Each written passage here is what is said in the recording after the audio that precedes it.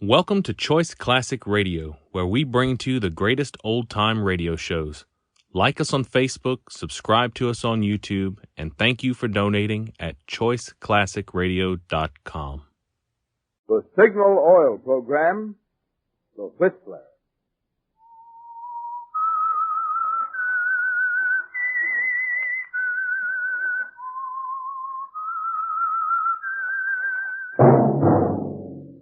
That whistle is your signal for the Signal Oil Program, The Whistler.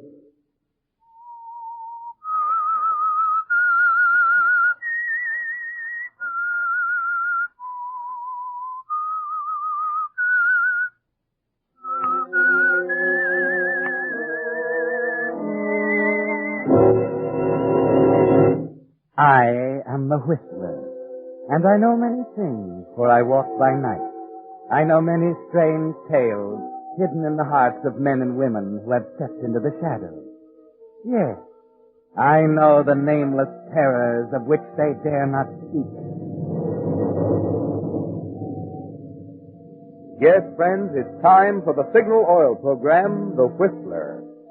Rated by independent research, the most popular West Coast program. In gasoline, it takes extra quality to go farther. And Signal is the famous Go Farther gasoline. So look for the Signal circle sign in yellow and black that identifies Signal service stations from Canada to Mexico. And now the Whistler's strange story. The Blue Legend.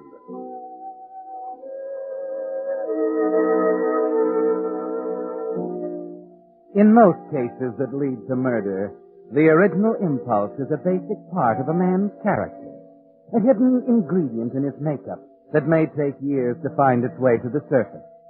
And George Canto was no exception. For months, Canto had been a hanger-on around Juneau, a nattily dressed man with a vague background and enough book knowledge of mineralogy to get him by. But even though Canto himself didn't realize it, murder was already there. And it began to come to the surface that day he looked up Big Mike Brennan in his polished pine domain on the hill in back of town. Oh, now, wait a minute, Canto. What are you trying to hand me? Only the biggest thing you ever got a whiff of, that's all, Mike. I like you, Canto. You've got your dreams. Only when you've been around this country as long as I have, you won't fall for every rumor that comes along. Okay, sir, you're a big operator and smart. But I tell you, I've hit, and hit good. I got this from the assayer an hour ago. Take a look. You're really serious about this, aren't you? Read the little figures on the paper and find out why. Well? The sample was out of the seam you found? Certainly. You think I'd try salting on you? I don't know. I got a lot of land around here, and I've never seen anything run this high. 15,000 to the ton ain't bad digging. Just exactly why did you bring this to me, Canto? I'm broke. You've got capital and equipment and know-how. I've got nowhere. What's the deal? 50-50 partnership. We pool all our holdings, split even. It'll pay out for you inside of 6 months. You just told me you were broke. I also just showed you the assay. Where is the strike? Not till it's the deal. You own the land? Make an agreement with me and I guarantee I'll get it. Canto, I'm just sucker enough to go for this deal. You haven't done badly, Mike. This isn't exactly a shack you've got here. Do I draw up some papers? No, papers can come later. My handshake's good enough around here. Okay, partner. We're partners. Yeah. Now, where's our strike located? You got a map of the Blue Lake area? Yeah, sure. There it is. And pull the light over. Yep. Now, you see this range here left of Blue Lake? Yeah. It seems right there. There. Canto, you... That's the Blue Legend. That's my property. Our property, partner. Remember? Well, I'll be... Okay, Canto. Where do we go from here?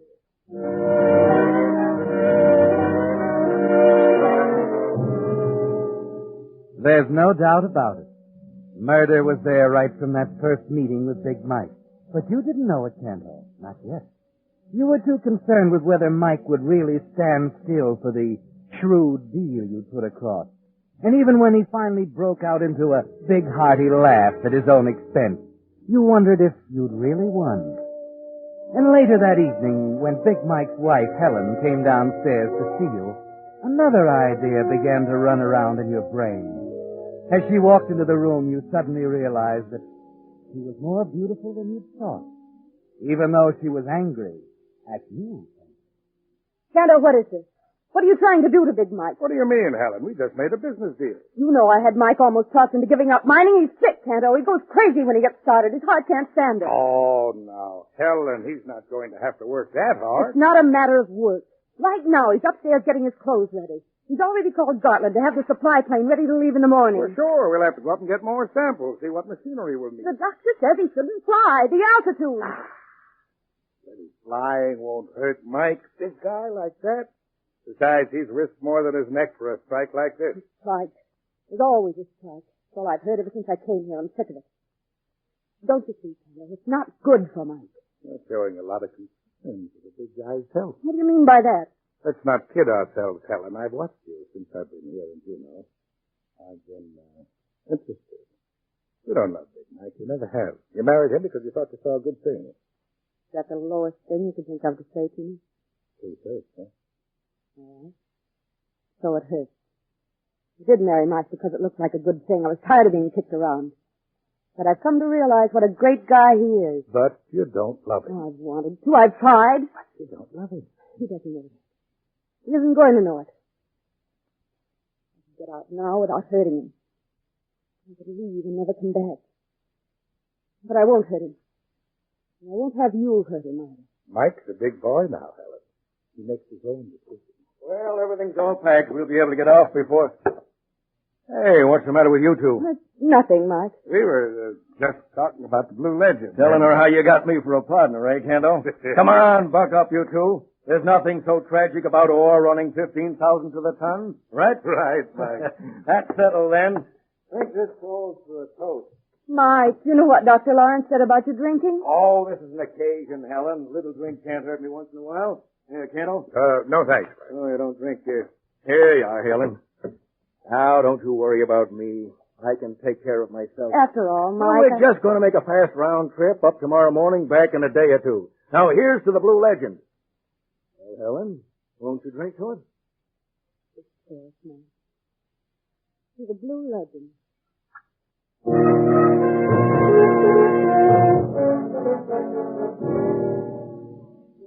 Yes, Canto. From the beginning, murder was hidden there, just behind your shrewd, friendly smile. But as you stood there watching Helen lift her glass toward Mike, you realized with a start that it had broken through to the surface. The idea, Canto, that was running through your brain. Helen, she is beautiful, isn't she? And the Blue Legend, it is fabulous. And all that really stands in your way is Big Mike Brennan.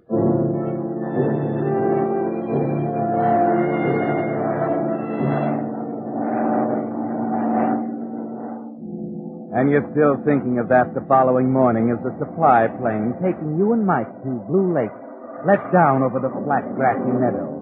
Gartland, the pilot, skillfully guides it through an avenue of tall hemlock and spruce. The wheels touch, and the plane comes to a stop. Well, looks like we made it. You aren't nervous, are you, Gart? I'm always nervous sitting down in a potato patch like this. Come on, Mike, last stop. Hey. Look at that, will you? Sleep. Must have dozed off on the way. Hey, Mike, wake up. Hey, wait a minute, Gart. Hey, what's the matter with him? He's not asleep. He passed out. Uh-oh. His heart, the altitude. Well, that drink he took just before we left. Get his collar open. I'll rub his hand. Better get wise. Doc Lawrence told him to lay off. Mike, come on, Mike. He's coming around. Better take him back to town right now. No, not on top of this. He can't tackle that hump again until he's had a chance to rest up. Mike, come on, big boy. You know, Canto, someday this guy's going to wake up dead. Huh? I said one of these days this bird's going to wake up dead. Yeah. Yeah, Gartland. I'm afraid you may be right.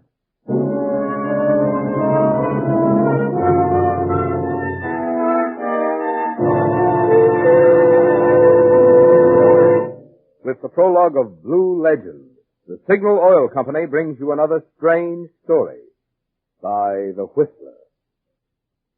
But now a question. What would you think of a driver who deliberately did something that clogged up his motor with 6 times as much carbon and wore out his cylinders 50% faster than necessary? Well, get ready for a shock, because that's just what you're doing if you're still using old-fashioned straight motor oil. Listen to these facts. In exhaustive road and laboratory tests, today's finest straight motor oil was compared with the amazing new type Signal lubricant. It combines 100% pure paraffin base with 5 scientific new compounds, Signal Premium Motor Oil. The result? The motors using Signal Premium Oil actually showed only 1/6 as much carbon and 1/3 less cylinder wear. Now get that. Motors stayed 6 times cleaner. Cylinder wear was reduced 1/3 with new Signal Premium Motor Oil. That holds just as true for old cars as for shining new ones. Good reason, I'd say, for making your next oil change a change to the new type Signal lubricant. That's your guarantee of a sweeter running motor. Signal Premium Motor Oil. And now, back to the Whistler.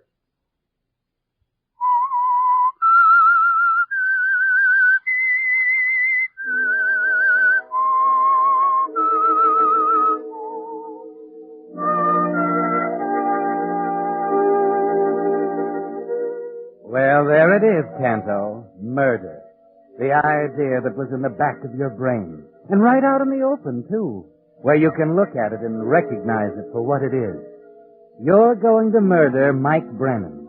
And suddenly you know, too, that it was there all the time. There the day you tricked Mike Brennan into a partnership, giving you half of the Blue Legend.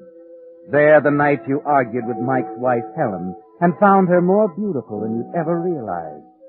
And most of all, it was there when the supply plane let down at Blue Lake, and you found that Mike's heart condition was worse than anyone but Helen had admitted.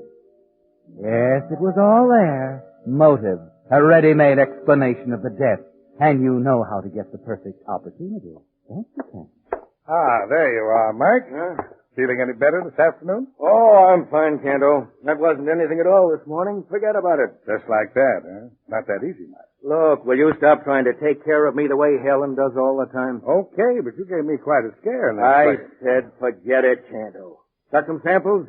I got a little assay set. We might make a preliminary, then we can... Now, wait a minute, Mike. I sort of had the idea it might be better for you to stay up here for a few days before tackling that return trip. Huh? Better rest up a little, Mike. Rest up? What for? Do you good.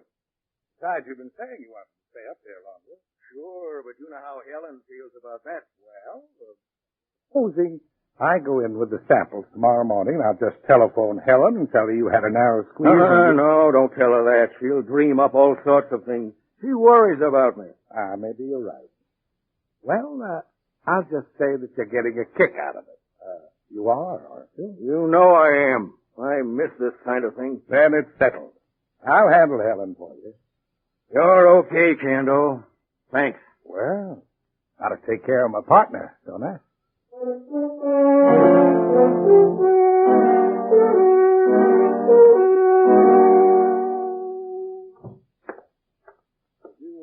You take a look at Mike. Yeah, God, he's sleeping like a baby. I'm kind of worried, Canto. Oh, I don't know. He's okay. Forget it. Well, he's not himself. Didn't touch his dinner. I don't think we ought to leave him up here alone. You heard what he said. He wants it that way. There's something else. That's bourbon. Bourbon? I unpacked his stuff for him. There's a full bottle in his suitcase. He won't touch it. No, you don't know him. You'll putter around the claim tomorrow until he's got a good chill. Take one look at that bottle on the shelf. Oh, skip it, God. Mike's over 21. You'll just make him sore if you do anything. Come on. Let's hit the sack. They're taking off at 5.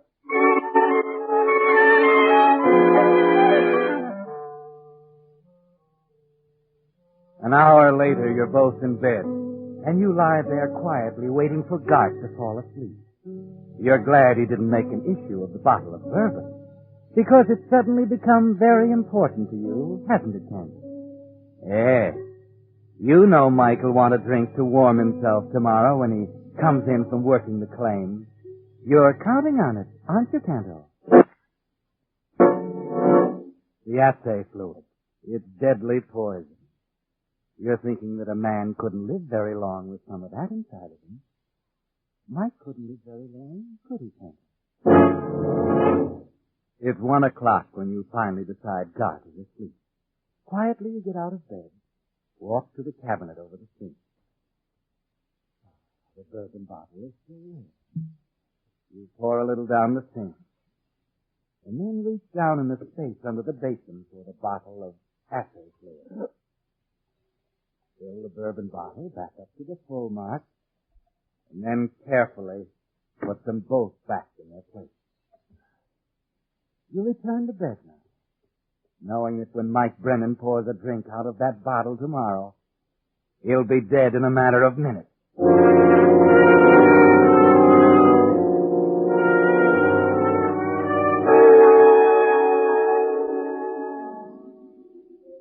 There's no sleep after that, of course. Just a kind of weary stupor, full of visions, of planned answers to the questions that might come, of tossing and turning, of thinking of what it will be like to own the Blue Legend. Hello. Of what it will be like to have Helen Brennan turning to you for sympathy. Hello. And then... Hello, wake up. What's the matter? It's 5 o'clock. Let's get rolling. Oh. Where's Mike? He's still asleep. Now take it easy. We'll slip out without waking him. I'll fly you to Juneau, pick up the supplies, and be back here tonight. Let him sleep. He really needs a rest. Yeah, you're right, Cart. Mike needs a rest. A long rest.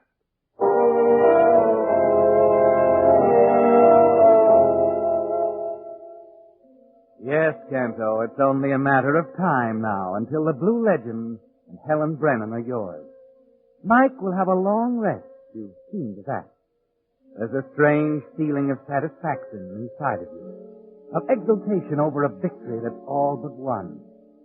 It's not quite 7 o'clock when Gartland sets the little supply plane down at the Juneau airport, and you hurry to a phone booth to call Helen.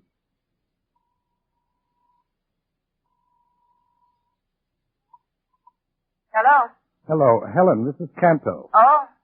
Mike with you? Well, that's why I called Helen. The Gartland flew me down. He's flying back tonight. We thought it would be better for Mike to stay up there and rest. What do you mean? Is something the matter? Well, Mike didn't want me to say anything to Tell you, me, but... Cato. Well, it's nothing serious, Helen. Really, it isn't. Mike had a slight attack. It must have been the I altitude. knew it. I knew he shouldn't have gone up there. Now, take it easy, Helen. He'll be all right. Told me to give you his love. Look, let me come over and talk to you. What about, Cato? I've made a decision, Helen. About Mike working. I think you were right. May I come over? I'll be waiting.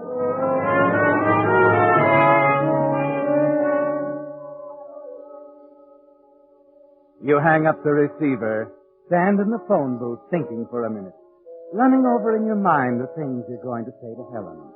Things that will make her trust you, turn to you when she learns that Mike is gone. This is the hardest part of all, isn't it, Kendall?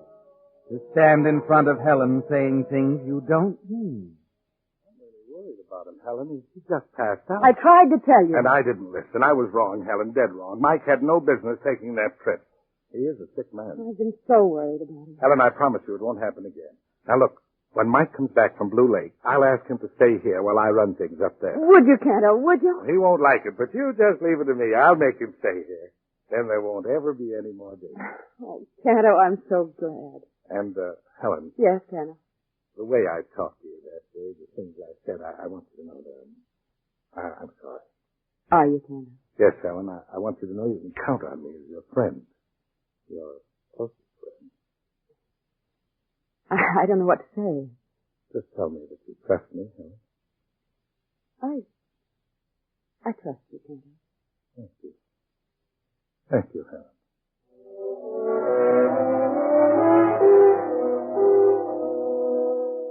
And that's all there is to it, Kendall. You were so convincing you almost believed it yourself. There's nothing to do now but wait. At 9 o'clock the next morning, you settle into an easy chair in the lobby of your hotel with a newspaper, sure now that it must be all over. A minute later, you look up. Gartland is standing over you. What are you doing here, Gartland? Canto, I got bad news. You don't mean Mike. Yeah, Mike. Another attack? Worse than that, Canto. He's dead. Dead. Good Lord. I found him up at the cabin when I flew in the supplies last night. He was dead when I got there. Threw the body down just now. Why, I can't believe it. Why, only yesterday. I know. His wife was right all the time. That trip was too much for him. You're sure it was his heart? What else? Oh, poor Helen. Somebody's going to have to break the news to her. That isn't going to be an easy job. Don't worry, we won't have to. Huh? The coroner saved us the trouble. The coroner? Well, what do you mean, coroner? He called Mrs. Brennan an hour ago. It seems there's going to be an inquest. Is that all? Not quite. They wanted her permission for an autopsy. Autopsy? What for? Everybody knows Mike had a bad heart. I'm sure Helen had never allowed him to... He, already had. That bottle of bourbon, Canto, sitting up in the cabinet over the sink where you left it night before last, with its lethal dose of assay fluid ready to testify against you. You can see it now, can't you? Exhibit A in the case of the government versus George Canto. The charge? Murder. An autopsy. Over 1,000 heart failures every year, and they had to land on this one with an autopsy. There's only one way now. You've got to get to that poison bottle of bourbon before they do. Wait a minute, Godwin. Where's the plane? The airport, of course. What's that got to do with it? We've got to go up there. Up where? The cabin. What are you talking about? Well, the claim papers, they're all there. We'll have to have them right away. If you're talking about Mike's baggage, I brought it back with the body. Oh, no. It has nothing to do with the baggage. These papers, Mike was keeping them. They shouldn't get out of our hands. Look, Canto, if you're trying to tell me to get in that thing and fly back up there after last night... That's exactly what I am telling you. I'll get into some heavy clothes and meet you at the airport in 15 minutes.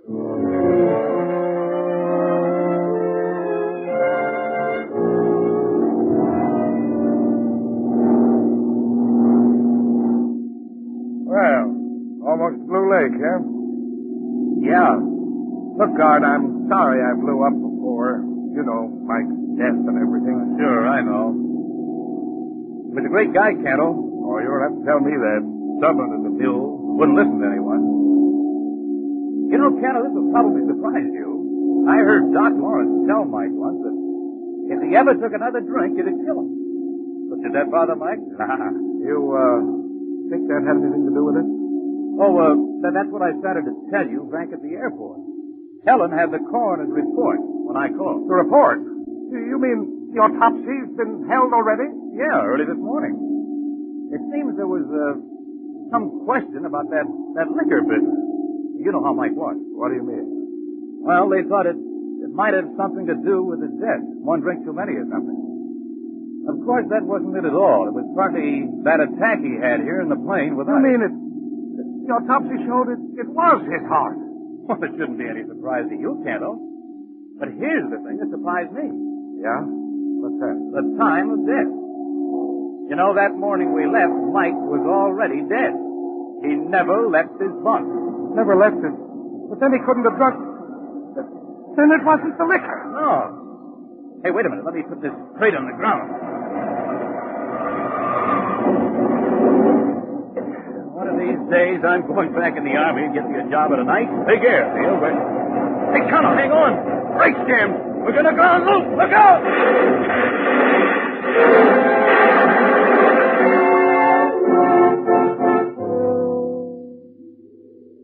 When you open your eyes, Canto, there's a throbbing pain in your head. A sick feeling in your stomach, and the roof seems to be whirling. Oh. Everything's hazy, tumbling around in your head. You've got to do something. Oh. You've got to do something very important. Well, what is... I've got to. The room clears a little, and slowly, as if from a long way off, it appears. The bourbon. The bottle of bourbon. That's what you were trying to remember. Yes. I've got to. There's a terrible ringing in your ears as you try to lift yourself off the cot. That sickening feeling in your stomach comes back again, and then suddenly you remember. It doesn't matter. Yes. Mike died a natural death. The autopsy showed that. It comes back to you now. The poison bottle of bourbon isn't so important anymore. So you fall back on the pillow, and then Well, you feeling better now, Cantor? Huh? Oh, Scotland. Where? I didn't see you. I know. I've been sitting here waiting for you to come around. Hey, you've been out but good. Hey, you better take it easy. You've been muttering like that for 5 minutes. Well, what did I say? Well, nothing I could understand. Hey, you sure you're okay now? Yeah, I'm sure, Captain. Everything's okay now.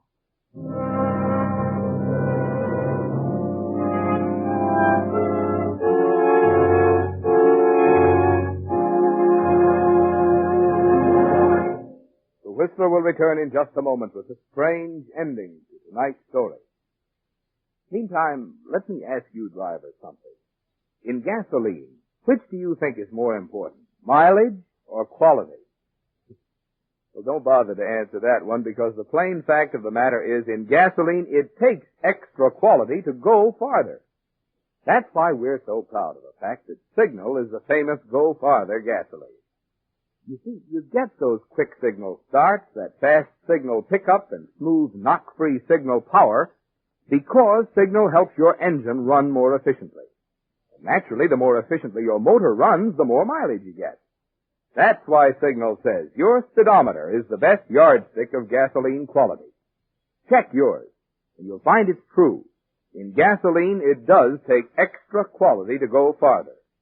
And of course, Signal is the famous Go Farther gasoline. And now back to the Whistler. So you're in the clear at last, aren't you, Kendall? The coroner's report indicates Mike Brennan died of heart failure at the Blue Legend mine on the night that you decided to kill him. Yes, Canto, you can relax now. It'll be easy to pour the poison bottle of bourbon down the drain. It's all yours at last. The Blue Legend with its rich storehouse of wealth. And Helen, she's free now, Canto, to leave Alaska as she always wanted. But you feel somehow that when she leaves, you'll be by her side. Gartland, the pilot, is sitting at the foot of the bed watching you carefully. That was a close call, Canto. When that brig jammed, I thought we were done for. Lucky we didn't crack into the trees. What happened? Oh, you cracked your head on the instrument panel. I feel awful weak. You'll be okay. It isn't just my head. My stomach. Oh. Well, you were out for quite a while, you know, probably still dizzy. Had me worried for a minute, Canto, but I finally found a way to bring you around. What did you do? Do? I just gave you a couple of healthy shots of that bourbon of Mike's. That's all.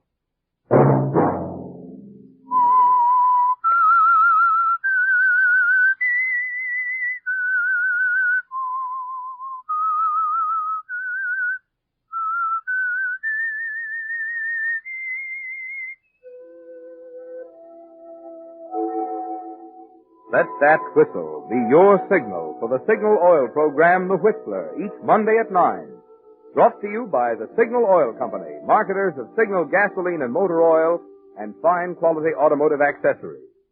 Signal has asked me to remind you, to get the most driving pleasure, drive at sensible speed, be courteous, and obey traffic regulations.